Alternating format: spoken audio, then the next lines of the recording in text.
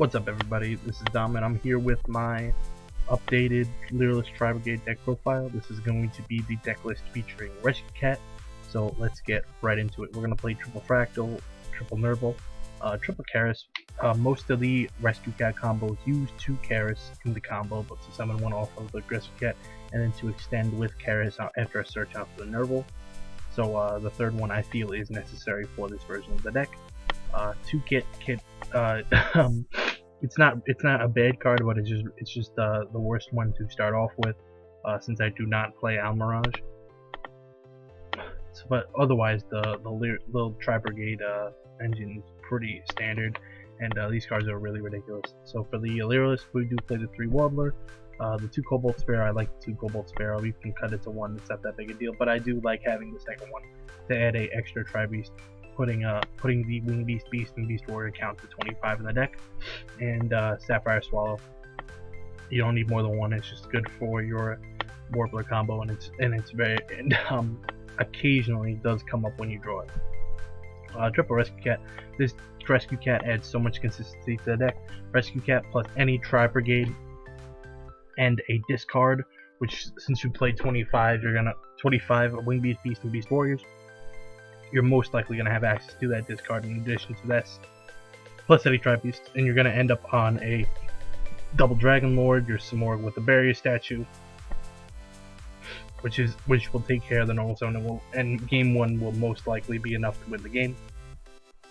If you have Rescue Cat plus Fractal or Nerval, specifically, you can end on with the Tri-Brigade Oath. This trap card is insane, so we'll go on to it when we get to it. The Barrier Statue and the Apex Avian for your Simorgh targets. I would 100% play both. Both of them are really strong. Hand traps play triple DD Crow because it is a Wing Beast. It synergizes really well with the deck. Ash Blossom, best generic hand trap, and Ciphering Gamma becomes even more important in this deck now that we're playing Rescue Cat, because when you tribute Rescue Cat, your field is empty. If they ash you, your play is probably going to end. So Gamma is immensely important. Play the Driver because we're playing Gamma. For spells, I play the triple Tenki to get your Fractal. More consistency, it's fantastic. Called by the Grave, really good card. For going first, Side Out going second. 1 for 1, another consistency card. You can summon the target I summon out most of the time is Cobalt Sparrow, since it will get you a +1, so you break even in card economy and get your Nerval. And when you use your Nerval effect, you're gonna definitely go plus on that after you banish that. So it's definitely worth it to play 1 for 1 in my opinion. I like Monster Reborn over Foolish Burial.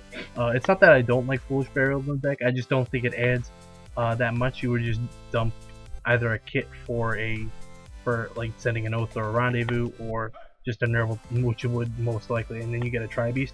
But I've never really had a problem getting Tri-Beast by hand, since I do main 11 of them, and I never would ever think of setting any of them out because they're so powerful.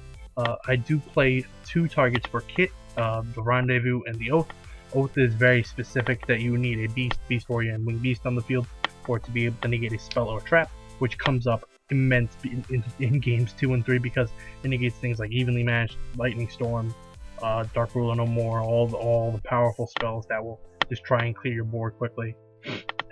Which is, this card is like, people go like, oh my god, you play this card, and it's also a way to out Mystic Mine game 1, because previously with this deck, if they just slapped the Mystic Mine in game 1, you just automatically lost, because there's no odds in the main deck game 1 to Mystic Mine, so that does solve a pretty annoying problem, because I hate Mystic Mine and I wish Mystic Mine was banned, but that's just a separate rant. Rendezvous, since Oath is not always live, I do feel it is important to play the Rendezvous just to have an extra layer of protection for your Barrier Statue. For the extra deck, I play 2 Farragut. I would never cut it down to 1 because it's so integral to your combos. And the second one, it's not often you go into the second one, but it's often enough to where you would want to play the second one. Some more self-explanatory, best card in the deck. You have to play the Conductor. A lot of combos involve using the Conductor to make your Simorgh, so having access to the Wing Beast is definitely important. Double Dragon Lords is absolutely insane. Link Curry Belt, it's part of your end board with Turquoise Warbler and Fractal. And on top of that, if your only playable is Nerval, you can normal summon the Nerval, link it into Link to Rebuff, and then continue to play on for there. Appaloosa is really strong in this deck. So it's just an insane card. Just does a lot of really good things. Double Shurag. I do think too of this card because it's so powerful and important. Like you could use it to turn 1 combo. You can, and turn 2 it breaks boards really well. So having access to the second one and having it float for an extra card, keeping your plays going is insane. 1 Rugal for link climbing, and there's a combo where you can end on this plus this to banish during your opponent's turn, which is cute. Sometimes I do go for that, but it's better to go for Appaloosa so they don't Nibiru you. For the Xyz, I do play Lyrilusc Recital Starling. It's really good. It's really good for your turn 1 play when you do have access to the Lyrilusc engine, which is really good because it's able to search so many cards out of your deck. Assembled Nightingale just to make your Zeus. When you go second, you always just make this and just go into Zeus.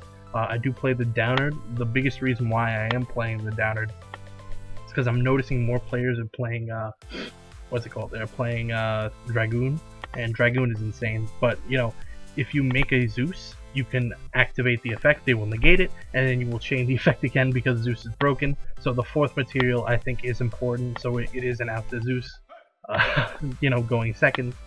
So you could just, not commit your normal summon, go Warbler, Sparrow, add a Nerval, and then make Assembled Nightingale into this, and then detach 2 again. Your Zeus will go to the grave, everything will go to the grave, and then you can normal summon a Nerval and then banish summon a bird, and pretty much end the game there, which all in one is insane. And then I do play the Omega because it is important to clear your board with the Gamma and the Driver. Because you are not, if you activate a Tri-Beast effect, you are not able to use it for link material. So that is very important in my opinion. I think Omega is necessary for the extra deck. For the side deck, I do play the Triple Judgment and the Imperial Order. If you draw these going first, and you set up a board with like a Sovereignty and at least a Dragon Lord to stop the normal summon, I don't know how they get past this, especially Imperial Order. Imperial Order just straight up ends the game.